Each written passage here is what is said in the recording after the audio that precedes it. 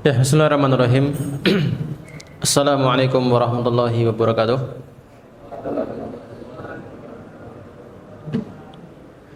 Alhamdulillah. Alhamdulillahirabbil alamin. Wa bihi nasta'inu ala umuri dunya waddin. Wa sallallahu ala nabiyyin wa ala alihi wa man ihtada bihudahu ila yaumiddin. Amma ba'du. Para santri yang semoga dirahmati oleh Allah Subhanahu wa taala, kembali kita bersyukur kepada Allah yang mana Allah Subhanahu wa taala masih memberikan kepada kita semua kesempatan, ya, masih memberikan kepada kita kekuatan, ya, masih memberikan kepada kita kesehatan, sehingga di kesempatan kali ini kita masih bisa melakukan suatu amalan untuk menambah, membekali diri kita, mempersiapkan bekal kita menuju perjalanan yang masih sangat panjang. Bukan panjang aja, panjang sekali. Masih ada beberapa alam yang harus kita lalui sebelum benar-benar sampai ke kampung halaman kita, ya, di surga. Ya, semuanya berharap di surga. Yang mulai dari alam barzakh, alam kubur, nanti ada nanti di padang mahsyar, belum nanti lewat hisab, sirat, baru nanti masuk di surga atau di neraka. Ya, kita tentu saja kita semua berharap bisa masuk ke surganya Allah Subhanahu wa taala, karena itu yang menjadi tujuan utama kita melakukan atau kita berada di sini, tujuannya adalah untuk itu. Ya, baik, kembali kita melanjutkan setelah terpotong liburan hampir 1 bulan, ya, nggak kajian kalau nggak salah, 1 bulanan. Kembali kepada kitab At-Tibyan fi Adabi Hamalatul Quran. Ya, terakhir kalau tidak salah kita sampai pada hukum membaca ta'awud sebelum membaca Al-Quran.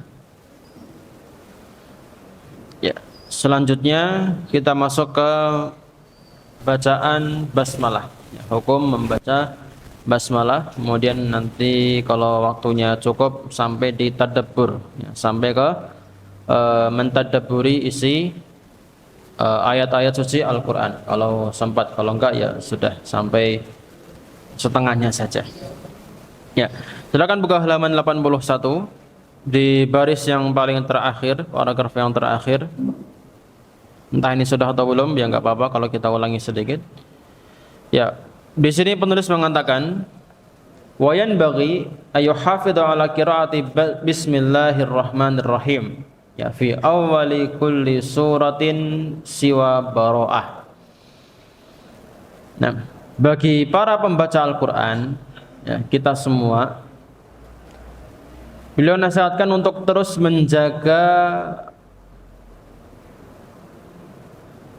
membaca basmalah, ya, membaca bismillahirrahmanirrahim di setiap awal surat. Jadi beliau nasihatkan di sini untuk kita semua agar terus-menerus menjaga membaca basmalah di awal surat. Ingat, ya, di awal surat, bukan di tengah-tengah. Jadi kalau kita baca Al-Quran misalnya, kan, terus Al-Baqarah misalnya, ya, biasanya kan nggak sekali duduk, ya, mungkin 1 juz dulu, terus kita tutup, kemudian kita lanjutkan besok misalnya. Ya, maka ketika kita lanjut, misalnya lanjut di juz 2, itu kan masih surat Al-Baqarah, ya, tapi di tengah-tengah, maka tidak perlu baca, ya, tidak perlu baca basmalah, karena basmalah itu di awal surat saja. Jadi cukup baca ta'awud, a'udzubillahi minasyaitonirrajim, kemudian baca ayatnya. Fa inna aksarul ulama, ya, kecuali surat Bara'ah, ya, Bara'ah atau surat apa itu? ya surat At-Taubah. Karena para ulama, mayoritas para ulama mengatakan innaha ayah, karena bacaan Bismillahirrahmanirrahim dalam surat At-Taubah atau dalam surat Al-Bara'ah itu adalah termasuk ayat dari surat tersebut. Ya, termasuk ayat dari surat tersebut. Ya. Dan kalau kita lihat, ya, kalau kita baca tafsirnya, ya tafsir surat Al-Bara'ah dan juga surat sebelumnya, surat apa? Hah? Surat apa? Irsyad? Al-An'am, Al-Anfal, dan surat setelahnya berarti surat At-Taubah atau surat Al-Bara'ah. Itu dalam riwayat disebutkan, ya, bahwa di situ beliau atau perawi hadis ini menyebutkan bahwa dia tuh ragu-ragu, ya, ragu-ragu apakah surat Al-Anfal dengan surat At-Taubah itu satu surat atau dua surat. Gitu. Karena nggak dipisah. Kalau kita lihat baca dalam kitab buka mushaf kan nggak ada bacaan basmalah di situ. Sementara tadi disebutkan bahwa basmalah itu bacaan di awal setiap surat. Jadi bukan termasuk ayat, ya, bukan termasuk ayat di dalam surat. Nah, tapi di sana ada beberapa poin yang disampaikan oleh para ulama tentang basmalah itu sendiri. Ya, poin yang pertama adalah setiap awal surat, jadi basmalah itu adalah dibaca setiap awal surat. Jadi disunahkan untuk dibaca setiap awal surat kecuali dalam surat nopo tadi, surat Al-Bara'ah. Soalnya dalam surat Al-Bara'ah. Kemudian poin yang lain disebutkan bahwa basmalah itu adalah awal surat, ya, yang tadi kita sampaikan. Maka tidak dibaca basmalah itu ketika mulai kita membaca Al-Quran itu mulai dari tengah-tengah surat.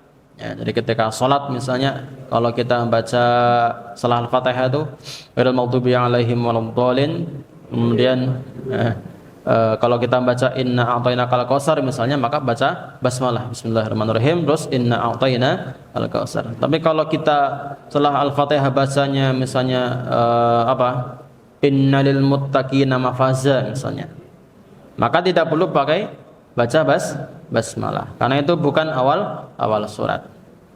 Ya.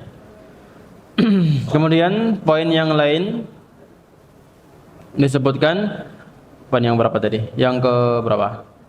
Yang ketiga disebutkan bahwa basmalah itu adalah ayat dari surat An-Naml. Surat apa? Surat An-Naml. Apa artinya An-Naml?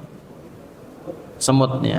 Semut, yaitu ketika Nabi Sulaiman menuliskan surat kepada ratu siapa? Ya, Ratu Bilqis atau Balqis, ya, Bilqis atau Balqis terserah. Ya, dari situ diawali dengan apa? Annahu bismillahirrahmanirrahim. Ya, terus yang poin berikutnya, basmalah itu ya adalah ayat dari surat Al-Fatihah. Ya, termasuk ayat dari surat Al-Fatihah. Ini kan khilaf di antara para ulama. Ada yang menyebutkan bahwa basmalah itu bukan termasuk Al-Fatihah. Ada juga yang menyebutkan bahwa basmalah itu bukan termasuk dari surat Al-Fatihah. Tapi sepakat para ulama bahwa Al-Fatihah itu ada berapa ayat? Ya, ada 7 ayat. Gitu. Jadi kalau basmalahnya bismillah itu, basmalah itu termasuk ayat dari surat Al-Fatihah, maka nanti pembagiannya ini bismillahirrahmanirrahim, alhamdulillahirabbil alamin, Ar-Rahman Ar-Rahim Maliki yaumiddin iyyaka na'budu wa iyyaka nasta'in. Terus ihdinas siratal mustaqim siratal ladzina an'amta 'alaihim ghairil maghdubi 'alaihim waladdallin. Ya 7 pas. Tapi kalau basmalah bukan termasuk ayat dari surat Al-Fatihah, nanti gimana bagiannya? Alhamdulillahirabbil alamin, Arrahmanir Rahim, Maliki yaumiddin, iyyaka na'budu wa iyyaka nasta'in, ihdinas siratal mustaqim. Nah, yang sirat itu dibagi dua. Siratal ladzina an'amta 'alaihim, ayat yang ke-6. Terus ghairil maghdubi 'alaihim waladdallin. Ya, itu ayat yang ke-7. Nanti dicek lagi kalau ada yang salah tadi. Saya sempat lupa. Nah, jadi kalau kita jadi imam atau mungkin kita dalam sholat, kita itu tetap baca basmalah atau tidak? Tetap baca basmalah atau enggak? Untuk baca surat Al-Fatihah di awalnya, baca atau enggak? Kalau ada orang misalnya enggak baca, sah enggak sholatnya? Enggak baca basmalah, langsung alhamdulillahirabbil alamin, sah atau enggak? Sah? Ya, tetap sah. Karena tadi ada pendapat di antara para ulama yang berpendapat bahwa basmalah itu bukan termasuk Al-Fatihah. Jadi kalau langsung baca alhamdulillah ya sah-sah saja gitu loh. Jadi jangan sampai nanti di antara kita yang terlalu fanatik misalnya. Harus apa? Harus basmalah, kalau enggak baca basmalah salatnya enggak sah misalnya. Karena dia enggak baca Al-Fatihah secara lengkap. Ya enggak gitu. Jadi harus berpikiran lebih luas. Nah, kemudian poin yang lain disebutkan bahwa ayat atau basmalah itu adalah ayat Al-Qur'an, ya, termasuk ayat dari Al-Qur'an yang tersendiri. Jadi itu ayat yang lain, ayat sendiri. Ya, bukan termasuk dari surat yang ada. Gitu. Itu tentang basmalah. Terus halaman berikutnya 82, waqad kutibat fi awailis suwar siwa bara'ah. Dan kalau kita lihat di mushaf yang kita miliki, basmalah itu ditulis di setiap awal surat kecuali dalam surat Taubah atau surat Al-Bara'ah. Fa idza qara'aha, ya, kalau pembaca itu, ya, seseorang itu membaca basmalah, kana mutayakkinan qira'atal khatmah awis surah, maka dia telah menyatakan dia itu telah selesai membaca Al-Quran, menghatamkan Al-Quran, atau dia telah menghatamkan surat tersebut. Jadi maksudnya gimana? Lihat, yang kedua, fa idza akhala bil basmalah, tapi kalau dia tidak membaca basmalah, kana tarikan li ba'dil Qur'an indal aksarin, maka menurut mayoritas ulama dia telah meninggalkan sebagian ayat Al-Quran. Jadi kalau orang itu enggak baca basmalah di awal surat, maka itu dia itu enggak khatam gitu. Ya, tidak khatam Al-Quran karena tidak membaca basmalah di awal surat. Gitu. Itu menurut mayoritas para ulama. Nah, terus berikutnya dakikoh ini hanya sedikit penekanan saja untuk penjelasan yang kita bahas tadi. Bawahnya dakikoh, ya, fa idza kanatil qiraah fi wadhifatin 'alaiha ja'lul kal asba' wal ajza' allati 'alaiha awqaf aw wa arzaq kana al-i'tina bil basmalah aksar li tayaqquna qira'atul khatmah. Jadi apabila bacaan Al-Qur'an yang kita baca itu kita jadikan sebagai kita baca itu per juz misalnya, atau per tanda ain per waqaf, ya, dan sebagainya, maka harus membaca basmalah, ya, harus membaca basmalah. Fa innahu idza tarakaha lam yastahiqqa syai'an minal waqfi inda man yaqulu al basmalah ayah min awalis surah. Dan apabila dia meninggalkan basmalah, maka dia tidak berhak untuk berhenti membaca Al-Quran, ya, menurut pendapat orang yang mengatakan bahwa basmalah termasuk ayatnya di awal setiap surat. Di awal setiap surat. Jadi apa namanya? Ya intinya dia nggak khatam gitu. Karena basmalah aja dia nggak baca. Berarti ada satu ayat yang terlewat. Gitu. Itu masuk sedikit tentang penjelasan basmalah tadi. Ya, kemudian pembahasan yang berikutnya takhasyu'uhu wa tadabburuhu. Ya.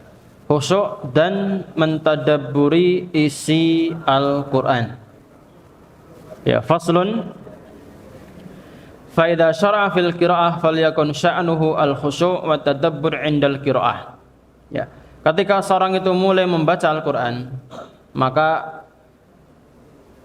kondisi dia itu haruslah dalam kondisi khusyuk, ya, dan tadabbur, dia memperhatikan, menghayati isi Al-Qur'an ketika dia membacanya. Wa dalailu alaihi aksar min tahsur. Ya, dan dalil-dalil yang menyebutkan tentang perintah untuk khusyuk ketika baca Al-Qur'an dan mentadabburi ketika membacanya itu sangat banyak. Sangat banyak. Tidak terbatasi. Wa asyar wa adhar min antadkur. Ya. Dan yang paling sering, ya, atau yang paling menonjol, yang paling jelas menunjukkan bahwa perintah untuk mentadabbur di Al-Qur'an dan untuk perintah membaca Al-Qur'an dalam kondisi khusyuk adalah firman Allah Subhanahu wa taala, afala yatadabbarunal Qur'an, gitu ya. Dalam surat apa itu? Surat An-Nisa ayat 82. Kemudian dalam surat yang lain Allah mengatakan kitabun anzalnahu ilaika mubarakun liyadabbaru ayatihi. Dalam surat As-Sad ayat 29. Di situ ada kata tadabbur, ya, ada kata tadabbur. Wal ahaditsu fihi katsirah wa aqawilus salafi fihi masyhurah. Dan hadis-hadis yang menyebutkan tentang perintah tadabbur khusyuk, ya, dalam membaca Al-Qur'an itu banyak sekali, dan juga perkataan-perkataan para salafus saleh tentang ini juga, ya, sangat banyak. Jika tidak perlu diragukan lagi perintah untuk ketika membaca Al-Qur'an itu sambil apa? Sambil dihayati, sambil ditadabburi. Ya. Bahkan ketika mau menghafal, ya. Jadi beda ya, orang anak kecil zaman sekarang, misalnya umur berapa, 10 tahun sudah hafal Al-Qur'an, dengan zaman dulu para ulama, ya, sekelas mungkin Imam Syafi'i dan sebagainya, ya, umur segitu juga sudah hafal, tapi kualitasnya berbeda, ya, kualitasnya sangat berbeda, karena cara menghafalnya pun berbeda, ya. Jadi para sahabat dulu misalnya, mereka itu tidak menghafal Al-Qur'an kecuali apa? Kecuali sudah mempraktekkan, menghayati isi kandungan yang ayat yang akan dia hafalkan. 10 ayat itu luar biasa. Makanya membekas, ya, membekas di dalam diri dan kehidupan mereka sehari-hari. Jadi kalau di zaman kita sekarang, ya, yang dikejar apanya? Kualitas atau kuantitas? Yang dikejar adalah kuantitasnya. Yang penting hafal dulu. Ya. Ya, padahal di zaman sekarang itu apa ya? Yang lebih dibutuhkan malah kualitas. Kenapa? Kalau sekedar hafal, mungkin orang non muslim saja, orang kafir bisa hafal, gitu, bisa hafal. Tapi yang jadi masalah adalah kaum muslimin itu kebanyakan mereka hanya fokus menghafal, ya, kebanyakan, atau di pondok-pondok tahfidz lah, ya, atau di kita aja deh, ya. Di pondok kita itu juga sama kan, ya. Fokusnya apa? Fokusnya menghafal, tapi kualitasnya, ya, kurang sekali, sangat kurang. Nah, harusnya gimana? Harusnya ya dibaca, dihayati, setelah itu dihafalkan. Minimal dihayati dulu. Maksudnya itu apa? Paham. Ya. Entah itu nanti diamalkan atau belum, ya itu kan perkara nanti nggak masalah. Ya. Tapi yang jelas harus dipahami dulu. Jangan sampai nanti lulus dari pondok tahfidz, kemudian sudah hafid 30 juz, ditanya masalah ini dalam Al-Quran ada loh, ya iya toh. Malah ditanya, malah jawabannya ya iya toh. Jadi nggak paham dia tentang apa isi dari Al-Quran, apa yang telah dia hafalkan. Jadi minimal ya tadi harus tahu maksud dan kandungan isi ayat tersebut. Ya, jadi jangan cuma menghafal terus puas, enggak. Tapi apa? Ya, dikuasai dulu ilmu tafsirnya, ilmu usul tafsirnya dan sebagainya, biar semakin matang hafalannya. Nah, terus waqad masuk ke pembahasan yang baru. Ya, waqad bata jama'atun minas salaf yatluna ayatan wahidatan yatadabbarunaha wa yuraddidunaha ila sabah. Dulu para salaf kita, mereka itu bermalam, tadi kan? Mereka itu bermalam sambil membaca satu ayat saja. Jadi selama satu malam suntuk mereka itu hanya membaca apa?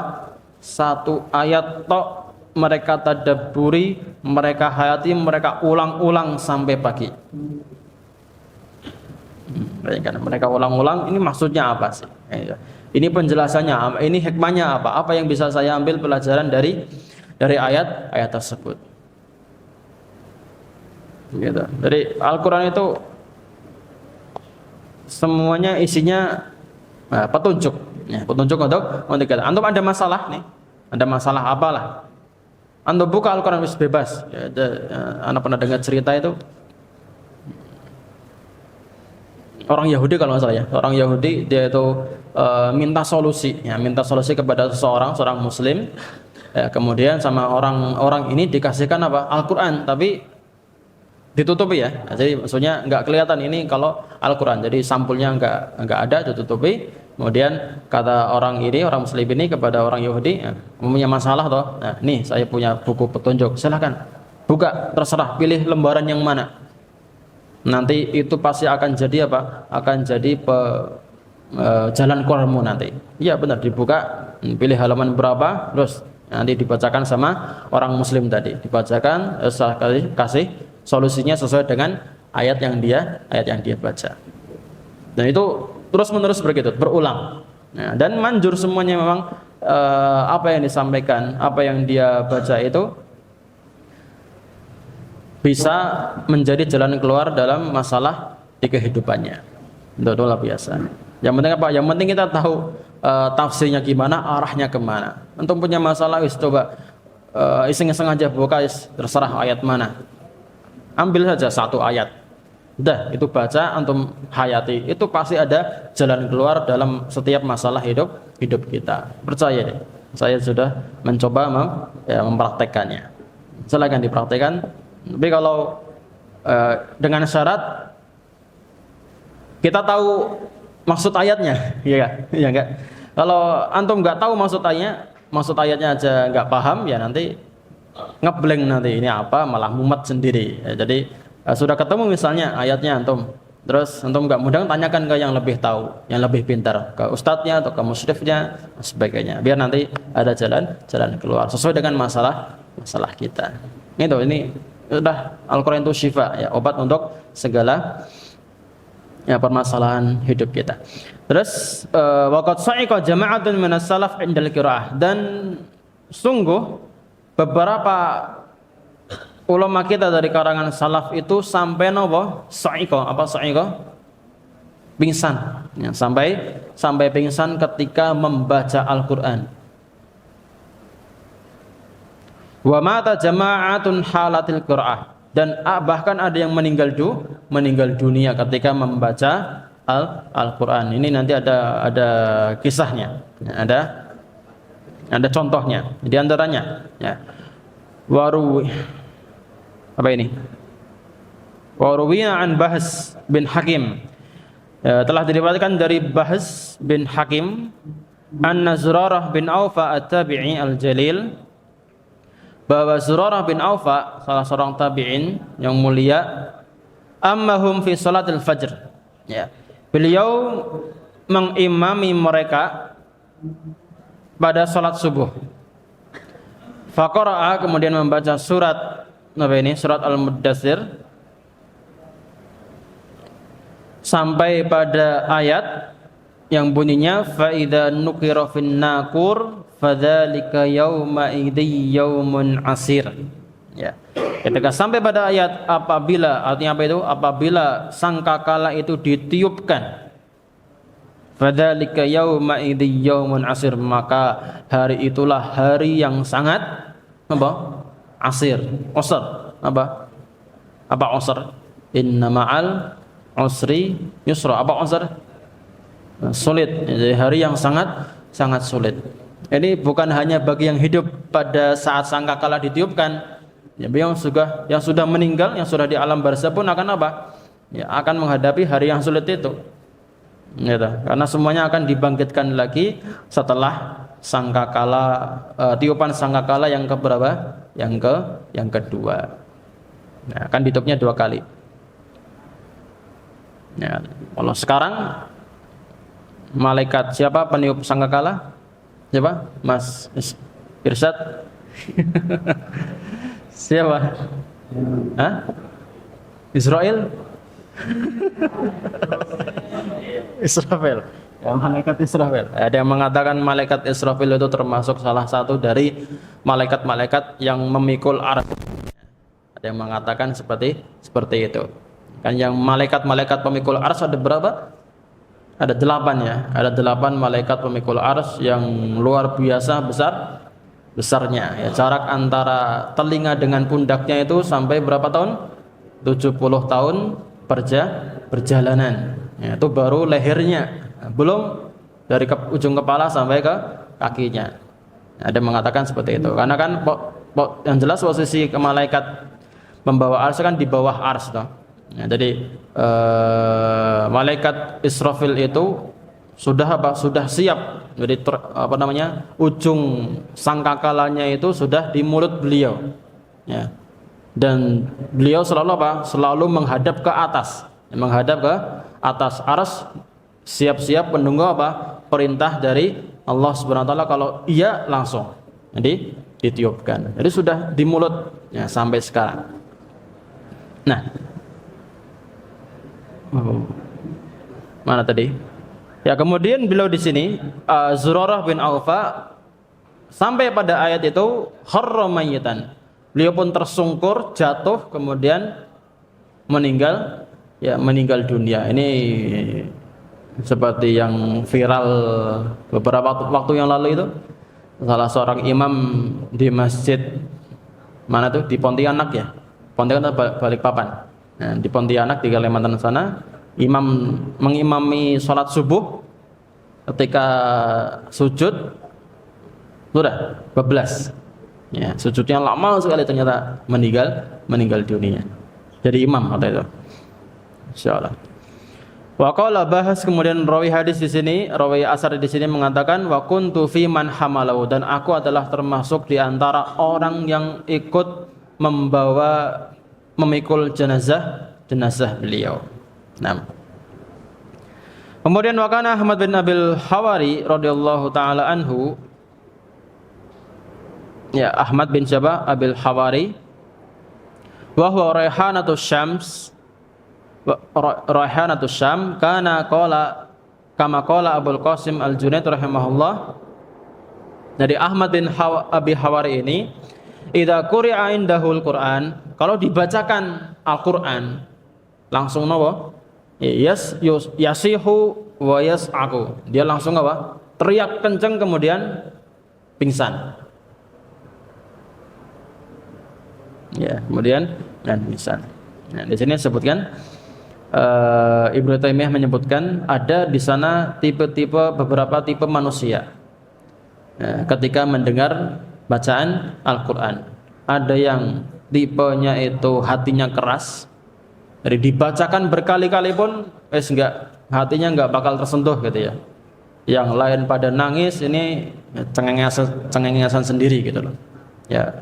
Jadi enggak bisa meresapi isi kandungan dari ayat-ayat Al-Qur'an. Artinya keras. Kemudian di antaranya juga adalah ini, itu apa? Orang yang bertakwa tapi hatinya lemah. Ya. Orang bertakwa tapi hatinya lemah. Hatinya lemah gimana? Pingsan itu. Jadi ada pingsan, jadi saking takutnya mungkin membaca ayat-ayat yang isinya azab. Ya toh. Kalau hatinya nggak kuat, ya bisa pingsan. Ya kan? Kita nggak bisa bayangkan toh, yang tidak bisa bayangkan bagaimana kita nanti dijemput malaikat maut, dibawa ke alam kubur dan disiksa sebagainya. Ya naudzubillah min dzalik, ya, neraka bagaimana gambarannya, nggak ada yang bisa bayangkan. Ya kan apa ya? Akal kita nggak sampai gitu loh. Akal kita nggak nyampe. Jadi ada perasaan takut yang sangat di situ. Ya kalau hatinya nggak kuat ya dia bisa pingsan. Bisa pingsan. Apalagi kalau dia paham bahasa Arab. Ya. Lebih mengenal lagi. Kemudian qala Ibnu Abi Dawud, berkata Ibnu Abi Dawud, kan Al-Qasim Ibnu Utsman Al-Juni rahimahullah yunkiru ala Abdul Hawari. Jadi ada di antara para ulama yang mengingkari atau mengkritiki apa yang dilakukan oleh Ibnu Hawari tadi. Itu apa? Pingsan tadi. Dibacakan Al-Qur'an malah pingsan. Jadi dikritiki, ini ngapain ya malah pingsan kan gitu ya. Harusnya apa? Harusnya dia bisa meresapi, menghayati, malah pingsan. Ya. Wa kana al-Jawni fadilan min muhaddisi ahli Dimashqi taqaddama fil fadl ala ibni Abil Hawari. Dan al-Juni ini atau al-Jawni ini adalah di antara ulama ahli hadis yang terkemuka di Damaskus dan lebih utama daripada Ibnu Abil Hawari yang pingsan tadi. Ya, bacakan Al-Qur'an malah pingsan. Dari orang yang lebih soleh gitu ya, katakanlah ya, lebih soleh darinya itu mengatakan ini enggak benar ini, masa dibacakan Al-Qur'an malah pingsan gitu. Kalau kemudian dia mengatakan wa kadzalika ankarahu Abul Jauza wa Qais bin Jubair wa ghairihim. Begitu juga diingkari oleh beberapa ulama yang lain. Kemudian di sini Imam Nawawi mengomentari, ya qultu, Imam Nawawi mengatakan wasawab, dan yang benar. Jadi yang benar adalah apa? Adamul inkar, ya. Tidak ada pengingkaran di sini. Jadi apa yang dilakukan oleh Ibnu Hawari tadi enggak diingkari. Enggak apa-apa dia pingsan. Ya, wajar. Kan tadi sudah disebutkan ada orang-orang yang hatinya lemah sehingga mendengar tentang ayat-ayat azab, siksaan itu ya apa? Bisa langsung pingsan gitu ya. Illa kecuali ala man i'tarafa annahu yaf'aluhu tasannu'an, Allahu a'lam. Kecuali kalau diketahui bahwa dia melakukan hal tersebut karena dibuat-buat, dia sengaja untuk apa? Pingsan. Maka ini tidak diperbolehkan. Ya, kemudian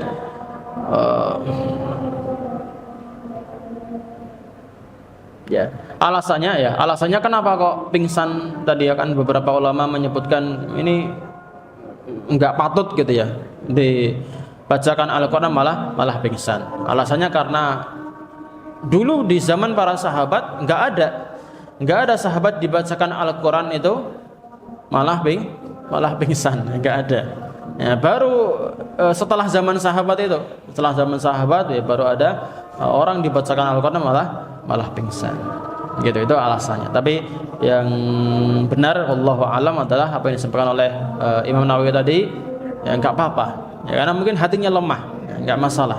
Tapi kan berarti dia paham ya. Dia mengerti apa yang dimaksudkan, perhatikan apa yang dimaksudkan oleh ayat-ayat dalam Al-Qur'an yang dia baca. Kemudian Farel, perhatikan. Terakhir